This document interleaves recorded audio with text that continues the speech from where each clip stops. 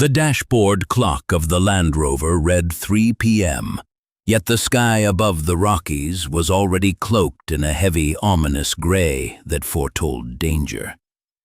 Elias, a man in his 40s whose rigid features concealed millions in debt, gripped the steering wheel with a force that turned his knuckles white. Beside him, Marcus, his old business partner and wealthy friend, looked anxiously at the narrow mountain road, which was beginning to receive a thin coating of deceptive black ice.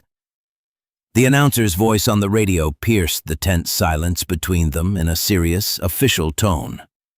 "We interrupt our programming to broadcast this urgent bulletin from the National Weather Service.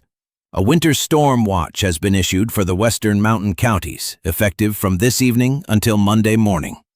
Conditions are favorable for the development of a severe blizzard, with snow accumulations likely exceeding 2 feet and gale-force winds. Residents are advised to prepare and cancel unnecessary travel." Marcus exhaled tightly. "Elias, are you sure about this? The watch sounds serious. Maybe we should turn back and postpone signing the papers. I don't want to get trapped in the cabin." Elias smiled a faint smile that didn't reach his eyes, replying in a calm, measured tone. "Don't worry, my friend. It's just a watch, not a warning yet. The storm is still developing. We have a window of at least 6 hours before things get really bad. We'll arrive, sign the transfer deeds, celebrate quickly, and I'll head back to the city before midnight while you enjoy your quiet vacation." Marcus didn't know that this watch was exactly what Elias had been waiting impatiently for all week.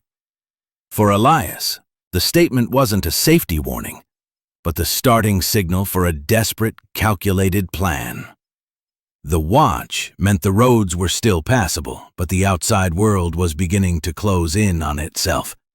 Authorities were busy preparing for disaster, and no one would be coming to this remote area. It was the perfect gap between normalcy and atmospheric chaos. They arrived at the luxurious wooden cabin, completely isolated 5 miles down winding dirt tracks from the nearest main road. The air outside was bitingly cold, and the first large, quiet snowflakes began to fall slowly in the deceptive calm before the storm. They entered the cabin.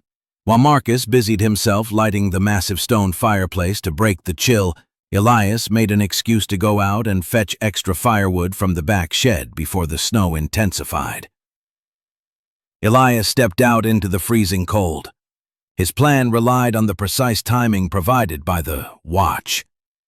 First, he headed to the telecommunications box hanging on the side of the cabin. With a quick, decisive movement, he used wire cutters to sever the landline phone wire. He knew cellular coverage in this valley was nearly non-existent. Now, the last thread connecting Marcus to the world was cut. Next, he headed to Marcus's luxury sports car in the garage. He disconnected the main battery cable and hid the essential starter fuse in his pocket. Now, even if Marcus tried to escape, his car wouldn't move an inch. Elias returned inside, shaking the snow off his shoulders, carrying some wood. Marcus was sitting on the leather sofa, reviewing the documents that would transfer ownership of a large portion of his liquid assets to Elias's shell company for reinvestment. Marcus spoke without lifting his head. "It's getting colder fast, Elias. The radio says the watch might turn into a warning at any moment." Elias approached slowly from behind the sofa, a heavy, solid piece of oak firewood in his hand. He said in a hollow voice, "Yes, it has already begun." Marcus didn't feel the first blow that landed on the back of his head. It was a powerful, calculated strike that ended everything in terrifying silence. Marcus fell onto the papers, staining them with his blood. Elias stood for a moment, breathing with difficulty from the exhaustion of the tension he had held for days. He looked at his watch. 5:30. He looked at the window. The scene outside had changed completely. The snow was no longer falling quietly. The winds had begun to howl, battering the cabin walls violently, turning the falling snow into dense white curtains that obscured vision. The watch had officially turned into a full-blown blizzard. Elias began the second part of his plan. With grueling effort, he dragged his former partner's body across the wooden floor to the back door. He opened the door and was slapped by an icy wind that nearly knocked him down.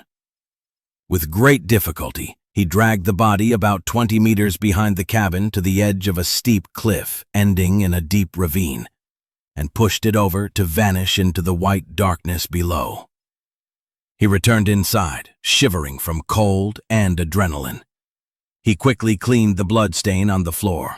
His plan was simple and ingenious, he believed. He would leave immediately, exploiting